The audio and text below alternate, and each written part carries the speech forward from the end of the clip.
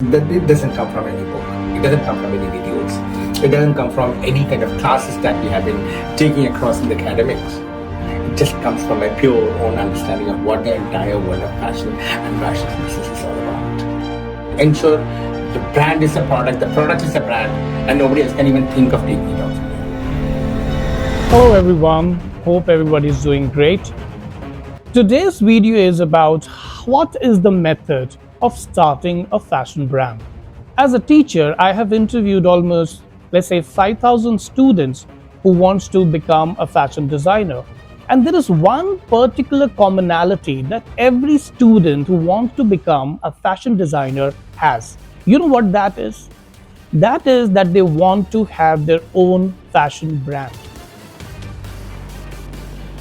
Now, this happens when these students, they are coming out of their school and they're sitting with us and giving us interviews that, why do they want to become a fashion designer?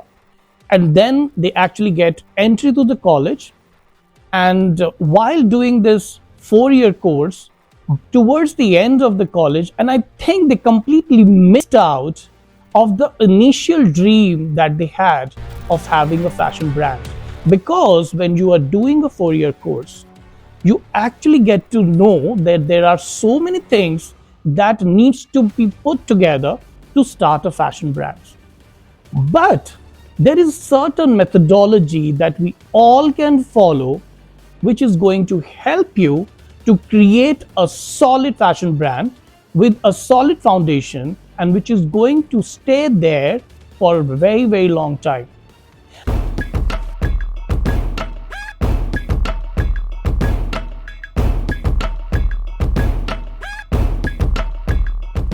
Now, that method would be explained to us by none other than one of the greatest fashion teacher that we have, Professor Sriranjan Srinivasan. Now, Sriranjan sir is actually my senior from New Delhi, and he holds almost 20 years of experience in fashion industry, as well as almost 10 years of experience in teaching.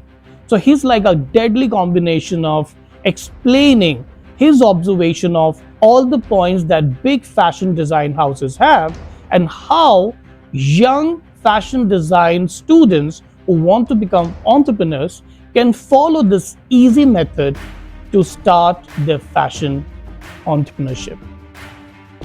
I'm very excited to welcome Sriranjan sir on this platform so that he can explain that easy methodology that is going to help you to start a fashion brand realistically. So Sriranjan sir, I'm so curious to understand what is this 7-step methodology of starting a fashion brand. Hi everyone, welcome to the world of fashion and entrepreneurship. I'm Sriranjan here and introducing you into the world of business that is connected to the highly glamorized and the stylish world of fashion. That's what sounds so nice to every aspiring student of fashion, isn't it?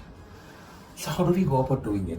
How do we bring these two magical words together and create the magical experience that we all aspire for when we come to any fashion institute? Let's begin with the 7 steps of fashion brand building.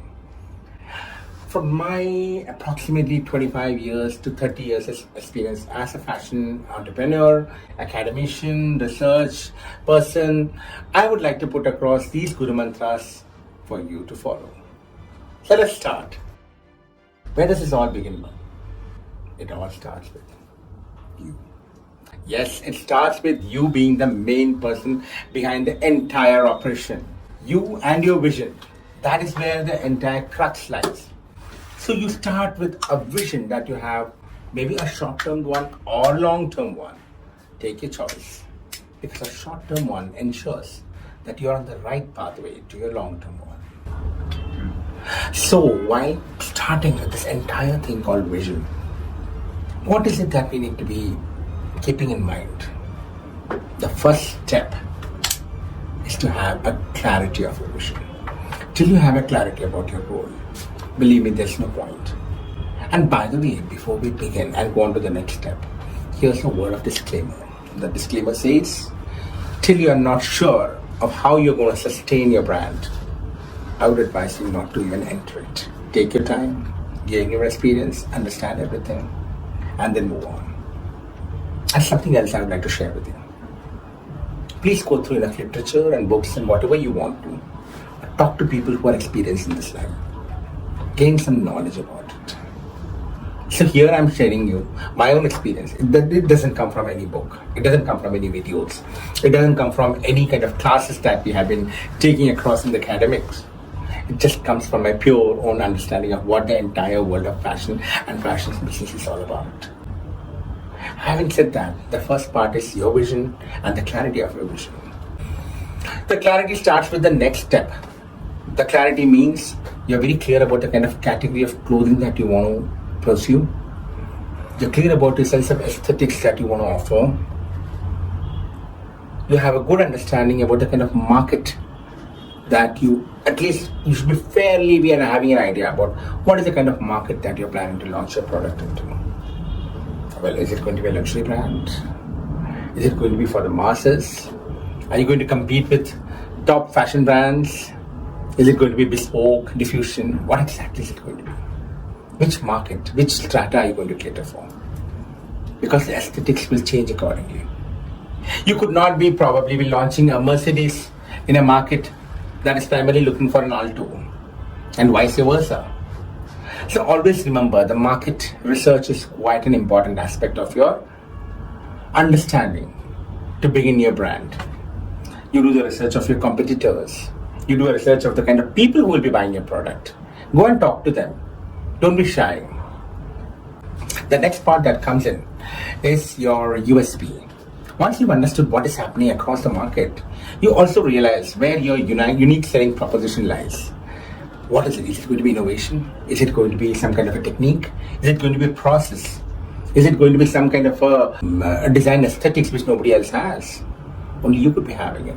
Go ahead, have a clarity about your own USP, because that's what is going to ensure your success in the market, because you are different from others in terms of your thought process, in terms of your ideas, in terms of your aesthetics. We go on to the next step, combining all the three aspects, and that is what we would call it as SWOT analysis. SWOT analysis is a very simple process of understanding where you are and what exactly should you be taking care of. That basically means SWOT basically means strength, weakness, opportunities, and threats.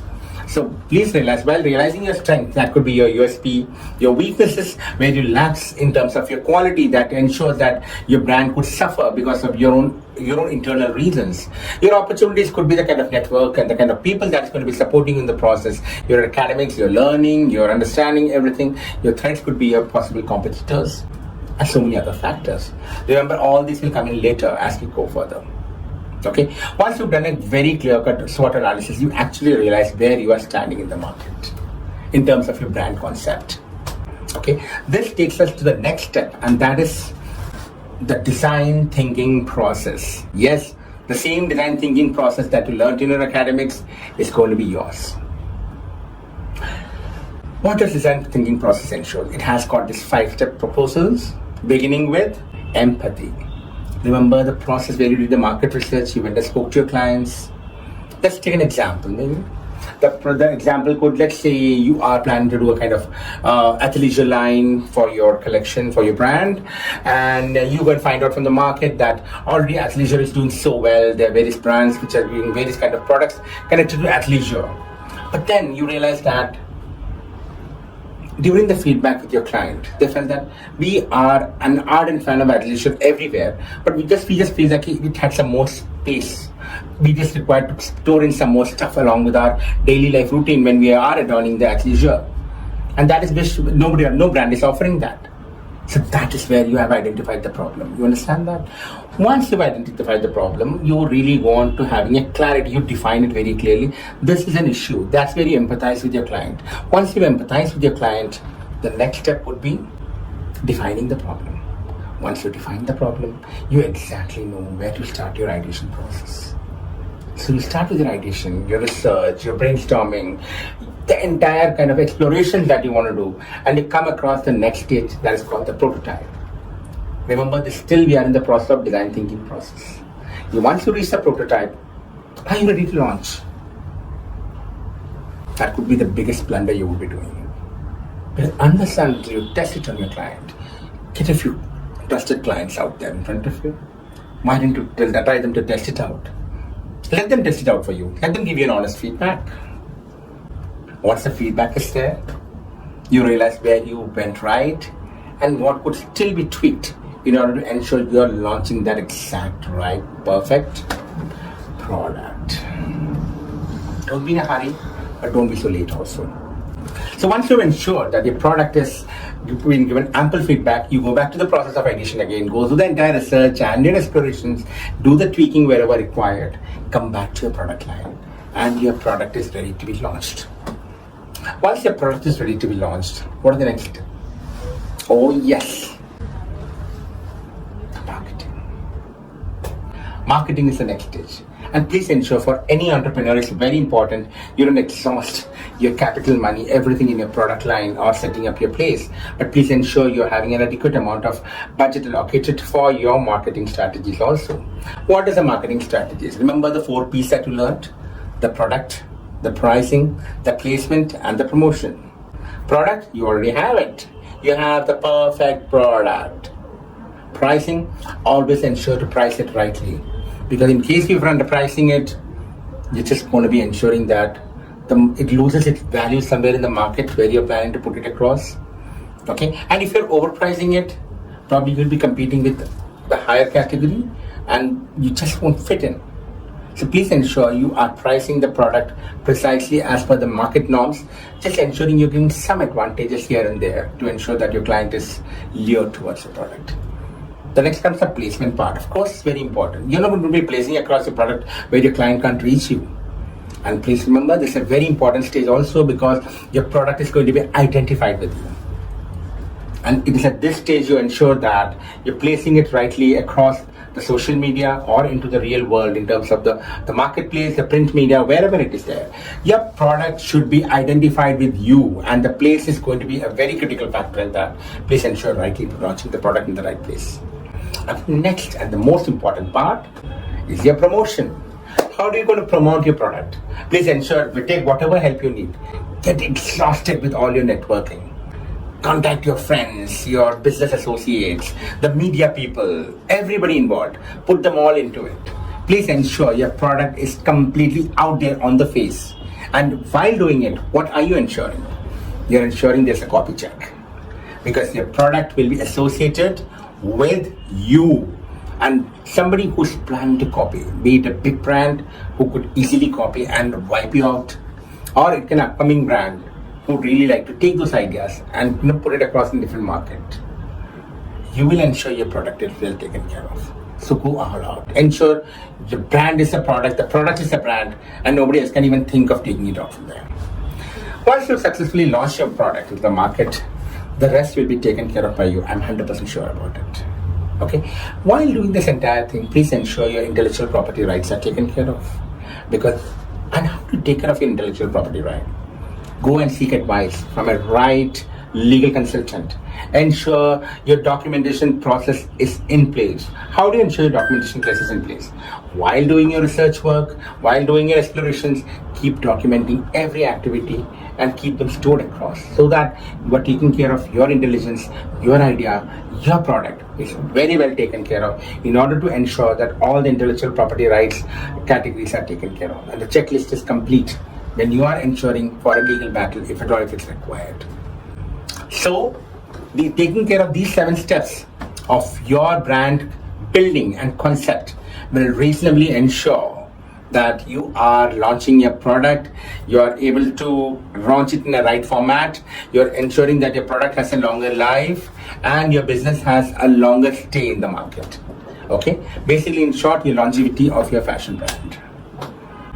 Henceforth, after that, it's your passion, your hard work, and your association with your brand, which is going to ensure its sustainability for the future. So we move on to the next chapter and we'll be meeting you soon. Take care. Bye-bye. Thank you so much, sir, for revealing one of the industry secrets with all my viewers. And I think I learned so much in this interview. And I really hope to see you again for more discussions which are fashion related. And while concluded this video, I also want to tell all the fashion design enthusiasts that we have a website called gauravmandal.com where you can easily avail fashion design courses as well as fashion books at great discounted prices.